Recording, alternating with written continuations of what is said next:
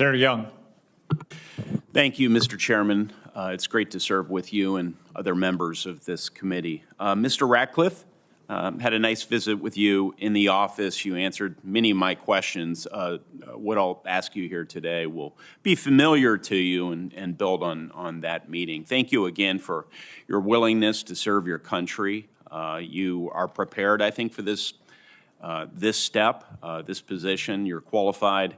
I anticipate supporting your nomination, so we'll begin with that.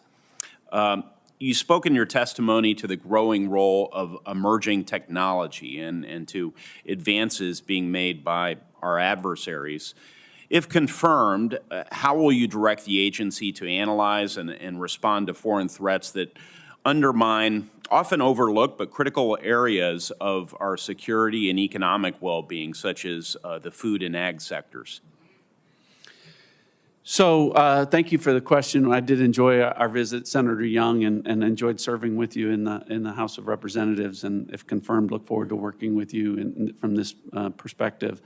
You know, we were just talking. I was talking with Senator Gillibrand about COVID-19, the origins of that, and the things that the intelligence community needs to do to be better. Part of that is, to your point, embracing emerging technologies and making sure that one of the things that the CIA does is adapt to the technology curve. So, for instance, when we talk about utilizing artificial intelligence and machine learning, there's so much data that's out there in this, you know, great technological age that we live in, that sometimes the intelligence community spends so much time sifting through the data that they can't find the signal for the noise.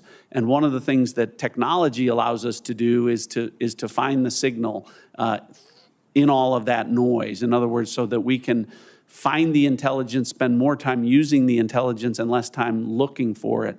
And so you brought up, you know, different issues where that can be valuable, I know, and where that can be helpful. One of the things that I know you're interested in and that we've talked about was, you know, the biosecurity and the biointelligence issues, and how the CIA needs to expand its authorities in that regard, and its relationships with scientists and researchers to be on the leading edge of information as it's coming out, and to develop early warnings to some of the problems that we're talking about in that space. Well, I'm encouraged that you are thinking critically about this topic, and it's clear to me you are. You should know, as you're likely aware, but all others who are watching this should know, that there has been commissioned by Congress a National Security Commission on Emerging Biotechnology. And that commission is charged with looking at the national security implications of our current biotech leadership, but also making recommendations to make sure that the United States can stay ahead of our adversaries, in particular China. And so we'll produce those recommendations in the spring time frame. I'm chairman of that commission currently, and some of those will implicate very directly our intelligence community. And so I would just ask that you and your staff review that report when it's published and work with this committee and others on some of its recommendations. So do you commit yourself, without having seen the report, but to be attentive to its recommendations and findings? I absolutely do, and I appreciate your leadership on that issue. And as we talked about, and we'll talk about more, I look forward to supporting and collaborating your efforts in that regard. Thank you.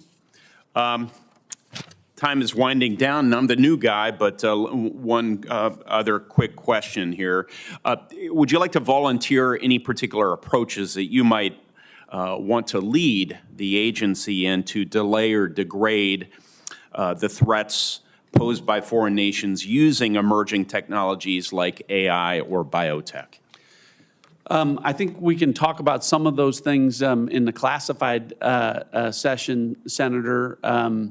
I think that what I would say in this setting is that when it comes to technology, we have so much concern about China and Russia and our adversaries and what they're doing and how we need to counter them. I have absolute confidence that we can and will.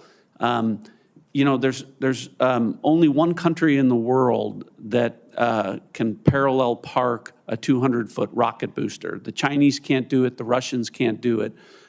We do it, and we do it in part because of the great collaboration we have and can have and need to deepen between the private sector, where there's so much innovation and ingenuity in the space of emerging technologies. And I'm committed as CIA Director, if allowed, to expanding upon that. Thank you. Chairman?